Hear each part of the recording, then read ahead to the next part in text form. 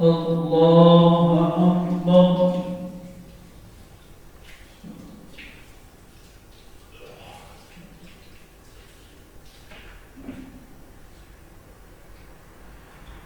الحمد لله رب العالمين الرحمن الرحيم مالك يوم الدين إياك نعبد وإياك نستعين اهدنا الصراط المستقيم صراط الذين أنعمت عليهم غير المغضوب عليهم ولا الضالين.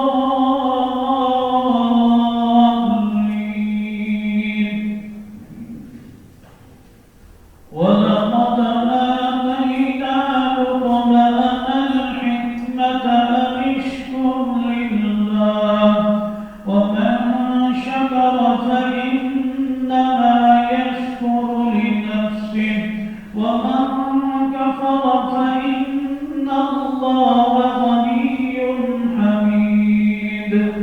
وإذ قال لقمان لابنه وهو يعظه يا بني لا تشرك بالله إن الشرك لظلم عظيم. ووصينا الإنسان بوالديه حملته أمه وهنا على وهن وفصاله في عامين أن اشكر لي ولوالديك إلي المصير. الله أكبر.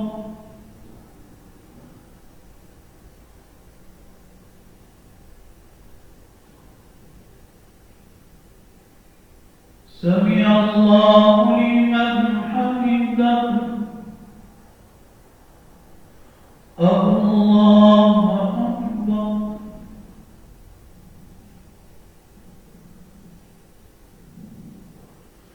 الله أكبر. الله أكبر.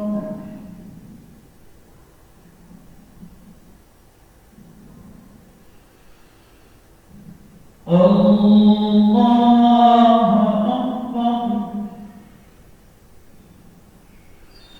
الحمد لله رب العالمين الرحمن الرحيم مالك يوم الدين إياك نعبد وإياك نستعين اهدنا الصراط المستقيم صراط الذين أنعمت عليهم غير المغضوب عليهم ولا الضالين.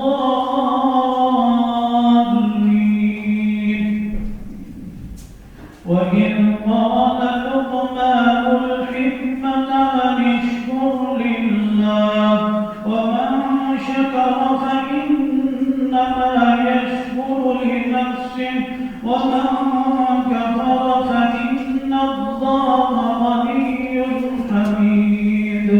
وإن جاهداك على أن تشرك بي ما ليس لك به علم فلا تطعهما وصاحبهما في الدنيا معروفا واتبع سبيل من أناب إلي ثم إلي مرجعكم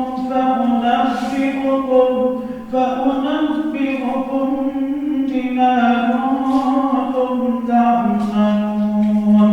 يا بني إنها إن تك مثقال حبة من خردل فتكن في صخرة أو في السماوات أو في الأرض يأت بها الله إن الله الله لطيف خبير.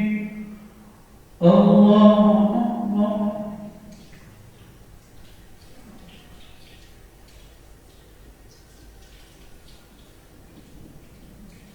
سمع الله لمن حمده. الله أكبر.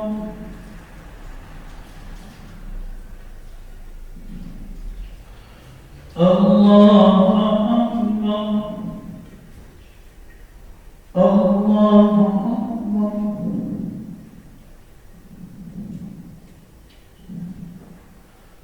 الله أكبر.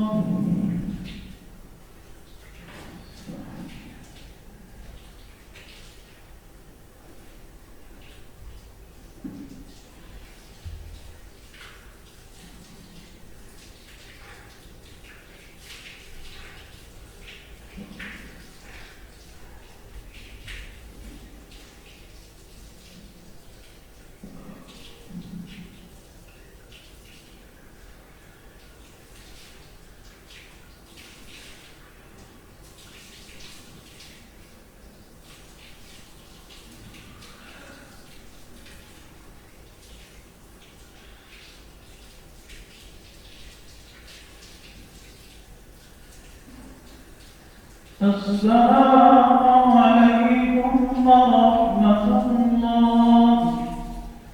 السلام عليكم ورحمة الله.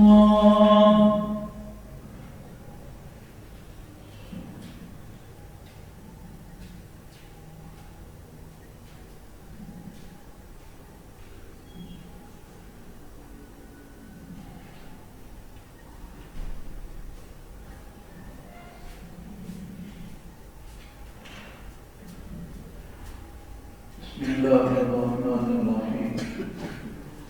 وبه قال حدثنا إسماعيل رحمه الله قال حدثنا رحمه الله عن ابن شهاب رحمه الله عن عبيد الله بن عبد الله رحمه الله عن ابن عباس رضي الله عنهما عن ميمونة رضي الله تعالى عنها أن رسول الله صلى الله عليه وسلم سئل عن فارق سقطت في سمع فقال أنعمها وما حولها فاتركوه وخذوا سمعهم. آج 18 مبارک منگل کے روز 20واں روزہ ہوگا. جو حضرات اعتکاف کرنا چاہتے ہیں وہ کعبہ صاحبان سے رابطہ کر لیں. مصنون اعتکاف نبی پاک صلی اللہ علیہ وسلم نے اس کو بڑی تاکید کے ساتھ اعتکاف کیا. آپ علیہ السلام آپ حکمرانی بھی کرتے تھے، جہاد بھی کرتے تھے، تبلیغ بھی کرتے تھے، تعلیم و درس بھی دیتے تھے، اور 10 دن کا اعتکاف بھی پابندی کا درس کہتے تو کرتے تھے. باقی دنیا کے کام ذمہ داریاں چھوڑ دیتے تھے. اس کے بڑے فضائل بھی آ جاتے ہیں کہ جو عمرہ یعنی حج کے برابر اس کا ثواب ہو. اس دور میں تھوڑی سی نیکی بھی مل جائے، اس کی توفیق مل جائے تو بڑی غنیمت کی بات ہے. مصروفیت بہت زیادہ ہے اور دین کی باتوں کی نیک اعمال کی قدر و قیمت بہت کم ہے. اور یہی ہمیں اللہ سبحانہ وتعالیٰ کی بارگاہ سے پوچھے جاتی ہے. 26ویں رات کو انشاءاللہ خلاصۃ القرآن مکمل ہو جائے گا اور 27ویں شب کو انشاءاللہ تراویح میں قرآن مجید کی تکمیل ہو جائے گی. اللہ سبحانہ وتعالیٰ ان دونوں اعمال کو اپنی بارگاہ میں قبول فرمائے 23 سالوں میں پورا قرآن مجید اترا تھا. آپ کو 25 دنوں کی راتوں میں 20-25 منٹ میں وہ پورے قرآن مجید کا خلاصہ جو ہے بیان کرنے کی کوشش کی، دعوت کی، سمجھایا کہ آپ لوگ آ جائیں، لیکن آپ اس بات کو سننے نہیں آئے. قرآن مجید کی آیت مبارکہ وقال الرسول یا ربی ان قوم اتخذوا هذا القرآن مهجورا، قیامت کے دن پیغمبر کہیں گے کہ میرے رب میری اس قوم نے جو ہے قرآن کو چھوڑ دیا تھا. تو آپ پڑھنے نہیں آئے، ہم تو کتاب کھول کر بیٹھ گئے تھے، قرآن مجید کھول کر پڑھنا چاہیے تھا، سیکھنا چاہیے تھا، بہت فائدہ ہوتا ہے اس کے ساتھ. تو انسان کے لیے کوئی بھی نیکی ہے شرطی ہدایت کا ذریعہ بن جاتی ہے. آج جو حدیث مبارکہ پڑھی ہے اس کو سمجھ لیں. بس فقہ کی کتابوں میں مسئلہ پڑھتے ہیں، جمعہ جو ہے وہ گھی میں گر جائے تو اس کا کیا حکم ہے. فقہ کی کتابوں لفظ فقہ کو ہم نے قرآن و حدیث کے متصادم کی علیحدہ صورت بنا کر پیش کر دیتے ہیں. گویا کہ فقہ تو ہے لیکن قرآن و حدیث پر عمل نہ، تو حدیث پر عمل کرنا چاہتے ہیں. اب چوہا گر گیا گھی میں اور کوئی ایسی چیز جو جمی نہیں تھی، اب اس پر مر بھی گیا، اس کا کیا ہوگا. فقہ کی کتابوں میں آپ دیکھیں کہ وہاں پر مسائل لکھے ہوتے ہیں، وہاں پر دلائل نہیں لکھے ہوتے. تو اتنا بڑا جرم ہو رہا ہے اور فقہاء کرام رحمہ اللہ، محدثین کرام رحمہ اللہ کے خلاف، یہ اللہ والے لوگ ہیں، ان کے خلاف نفرت اور بغض ظاہر ہے. گویا کہ انہوں نے مسئلہ رہنا دین اپنے ویسی بنا ڈالا ہے. بس جو سمجھ آتی ہے اس کو لکھ دیتے ہیں. امام اعظم ابو حنیفہ رحمہ اللہ تابعین میں سے ہیں، تو وہ اس وقت ان کا نام تو بعض کے منہ سے ایسے سنتے ہیں ابو حنیفہ نے کہا. ابو حنیفہ کون ہے؟ صحابی ہے تو ایسا، یعنی یہ جو شخص اپنے منہ سے اس طرح بے ادبی سے الفاظ استعمال کر رہا ہے تو سامنے والا بھی جو ہے نا وہ بڑا اگر غیرت مند ہو تو شرما جانا چاہیے کہ اس سے تو دوبارہ ملو گے یہ ابو حنیفہ کہتا ہے. کیونکہ یعنی اگر کسی بزرگ کا نام اپنے والد کا نام ہو تو وہاں پر بھی ابو جان کہتے ہو، والد صاحب کہتے ہو، تایا جان کہتے ہو، چچا جان کہتے ہو، اپنا جان کہتے ہو، استاد جی کہتے ہو، بھی تم نے پڑھا ہی. اب دیکھو امام بخاری رحمہ اللہ کی شوہر کے بارے میں حدیث نکل کر رہے ہیں، تفاصیل آ گئی ہیں. یہ کوئی مسئلہ نبی پاک صلی اللہ علیہ وسلم کے دور میں بھی پیش آیا، آپ سے بھی سوال کیا، آپ نے بھی چوہے کے بارے میں جواب دیا. حدیث مبارکہ کا بس ترجمہ کروں گا کیونکہ وقت تھوڑا ہوتا ہے. تفصیلی جن مسائل جو ہے آپ کو بلا آخر جو ہے فقہاء کرام رحمہ اللہ کی طرف رجوع کرنا پڑے گا. ترجمہ سنیں. حضرت عبداللہ بن عباس رضی اللہ عنہ کہتے ہیں کہ وہ نقل کرتے ہیں ام المؤمنین حضرت میمونہ رضی اللہ تعالی عنہا سے. وہ فرماتی ہیں کہ رسول اللہ صلی اللہ علیہ وسلم سے سئل عن فارۃ چوہے کے بارے میں سوال کیا گیا. سقطت فی سمن گھی میں گر گیا. فقال آپ علیہ الصلوۃ والسلام نے فرمایا القوھا اسے نکال ڈالو اور اس کے ارد گرد ہے اس کو بھی نکال ڈالو جو ارد گرد فطرحوہ اس کو تم یہ باہر پھینک دو. اس کے آس پاس جو گھی لگا ہوا تھا جمع ہوا. اگر وہ بالکل ایسے نرم ملائم ہے پھر تو سارے گھی چلا گیا ہے، اور اگر وہ جمع میں چلا کے گر گیا تو فرمایا اس کو نکال کے اس کے آس پاس والے گھی کو نکال دو. وَقُلُوا سَمْنَةٌ اس کے بعد اپنے گھی کو تم کھا لو، یہ تمہیں شرعی اجازت ہے. یہ الفاظ کس کے ہیں؟ وَقُلُوا سَمْنَةٌ یہ آپ علیہ الصلوۃ والسلام کے ہیں. فقہ کی کتابوں میں ان حدیث مبارکہ سے مسائل سمجھے جاتے ہیں اور بتائے جاتے ہیں. اور کوئی ایسا مرد نہیں ہے خدا نہ خاصہ کہ خود مسئلہ بنایا بڑا اس کو ذکر کر دیا. ایسے لوگوں کی نہ باتیں سنیں نہ جو ہے فقہائے کرام رحمہ اللہ کے بارے میں اور محدثین کرام رحمہ اللہ کے بارے میں تو نفرت انگیز یا ان کے بارے میں بغض یا کوئی ایسی بات رکھے. اللہ والے نے دین کا کام کیا اور دین کا کام کرنا آسان نہیں اور اللہ تعالیٰ اپنے نیک بندوں پر ہی فہم اور فقہ کو کھولتے ہیں. اللہ سبحانہ تعالیٰ صحیح سمجھے. الحمدللہ رب العالمین. اللهم إنا نسألك حبك وحب من يحبك وحب من يحبنا إلى حبك.